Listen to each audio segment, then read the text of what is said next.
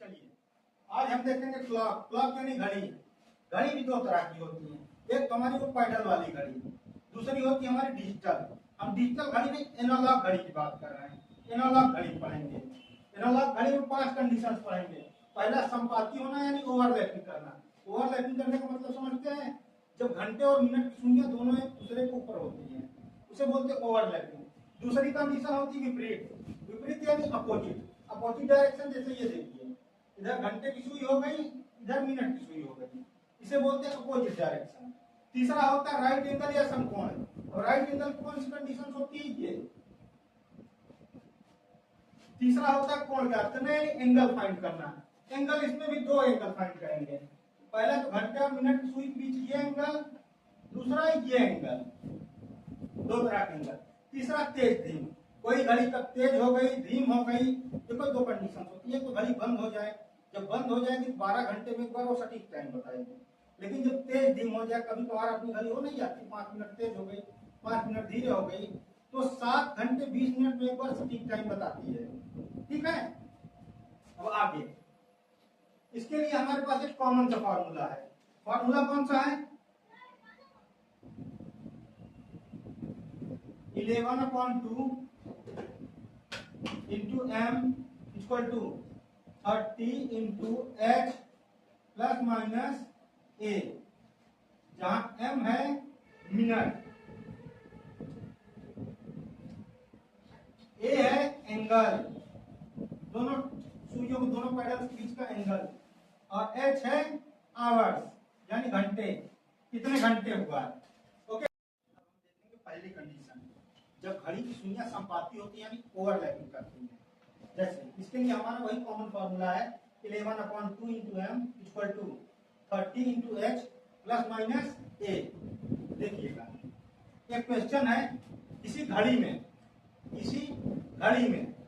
3 बजे से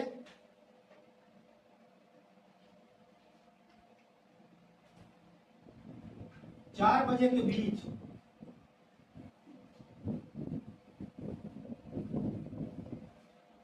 घंटे और मिनट की सुइयां कब संपाती होंगी, यानी कब ओवरलैपिंग करेंगी, 3 और 4 बजे के बीच में।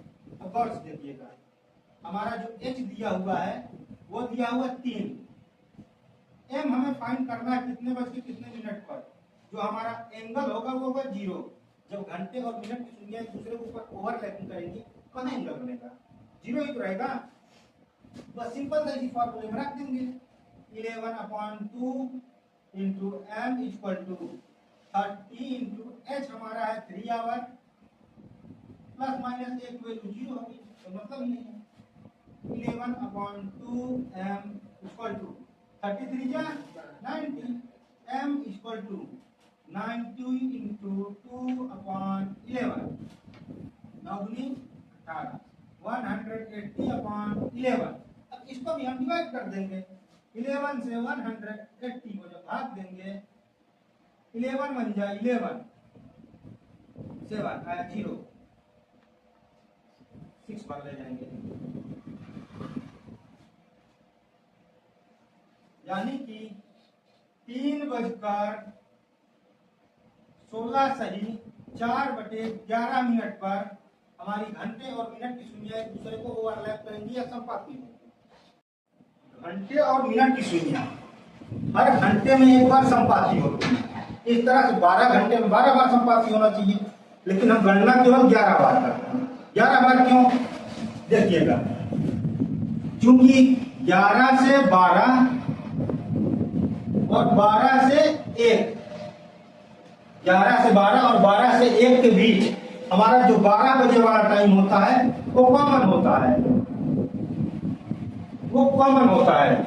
यानी कि 11 से 12 के बीच में जो संपाती होने का समय होगा ओवरलैपिंग का, वो 12 बजे होगा, और 12 बजे से 1 बजे के बीच जो ओवरलैपिंग का टाइम होगा वो भी ठीक 12 बजे होगा। इस तरह से 12 घंटे में घंटे और मिनट की सुइयां सिर्फ 11 बार संपाती होंगी, यानी 11 बार एक दूसरे को ओवरलैपिंग करेंगे। ठीक है, अगला अपोजिट यानी विपरीत दिशा में कब होंगी। अपोजिट यानी विपरीत होने का अर्थ है हमारा जो एंगल होगा, कोण का मान होगा, वो होगा 180 डिग्री। एक उदाहरण के माध्यम से समझते हैं। किसी का कोई भी घड़ी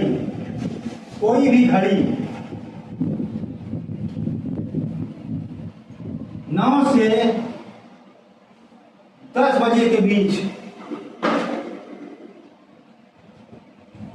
कब ठीक विपरीत दिशा में होंगी, 9 बज के कितने मिनट पर विपरीत दिशा में होंगी। यहाँ देखिएगा हमारा जो टाइम दिया है, आवर दिया है, 9 दिया है, मिनट जो दिया है वो हमें फाइंड करना है, और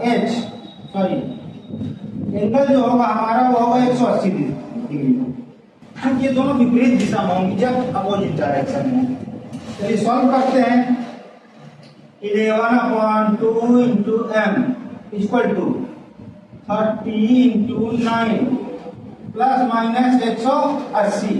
जब ये वैल्यू 180 से ज्यादा होगी तो इसको घटा देंगे, कम होगी तो इसको घटा देंगे। 11/2 m इक्वल टू 9×27 270 माइनस 180। ठीक है, अगर ये कम होता 180 से तो इसको ऐड कर देते हैं, अगर ये ज्यादा है तो इसको घटा देंगे, क्योंकि यहाँ प्लस माइनस दोनों सिंबल लिए हुए हैं। 11/2 m इक्वल टू 270 में 180 जब घटेगा कितना आएगा 90। m इक्वल टू 90 इंटू 2/11 यानी 180/11। ठीक है, अब 11 से 180 को डिवाइड कर देंगे, 11 बन जाए 11, बचेगा 7 आएगा 0, 11 6 जा 66 बचेगा 4, यानी कि 9:16 सही 4 बजे 16 सही 4/11 मिनट पर हमारी घंटे और मिनट की सुइयां ठीक एक दूसरे के विपरीत दिशा में होंगी। घंटे और मिनट की सुइयां हर घंटे में एक बार विपरीत दिशा में होंगी, यानी अपोजिट डायरेक्शन में। इस तरह से 12 घंटे में 12 बार होनी चाहिए, लेकिन हम सिर्फ 11 बार करते हैं। जानते हो क्यों? क्योंकि ठीक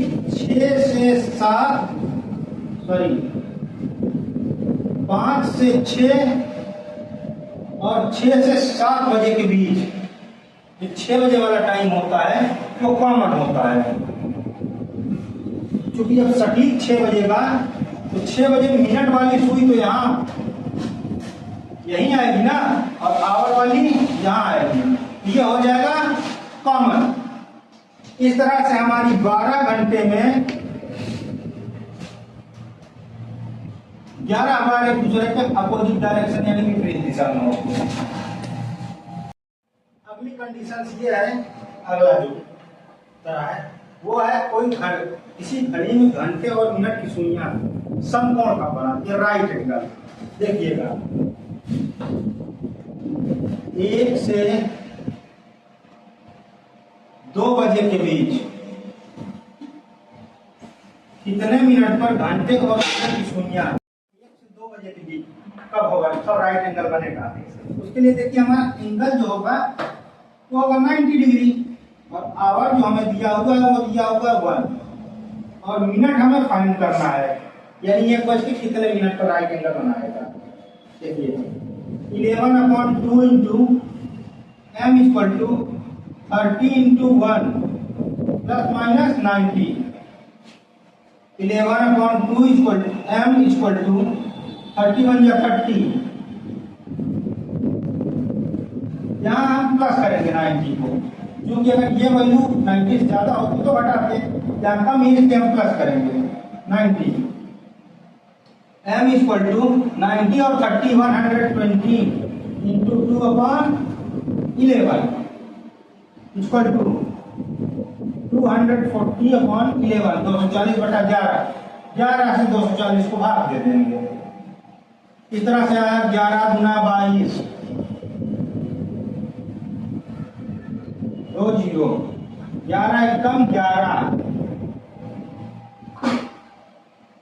बचेगा 9, यानी कि 1:21 सही 9/11 मिनट पर हमारी घंटे और मिनट की सुइयां एक दूसरे के संपर्क में होती है।